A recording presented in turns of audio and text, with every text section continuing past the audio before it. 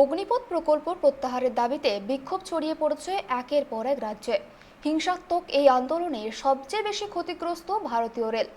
বিহারে বিক্ষোভের জেরে বাতিল অসংখ্য ট্রেন। শুধু বিহার নয়, কলকাতা আসানসোল থেকে পূর্ব মধ্য রেলের বহু ট্রেন বাতিল করা হয়েছে। পরিবর্তন করা হয়েছে বেশ কিছু ট্রেনের সময়সূচিও, যার জেরে চরম ভোগান্তিতে পড়তে হচ্ছে সাধারণ যাত্রীদের।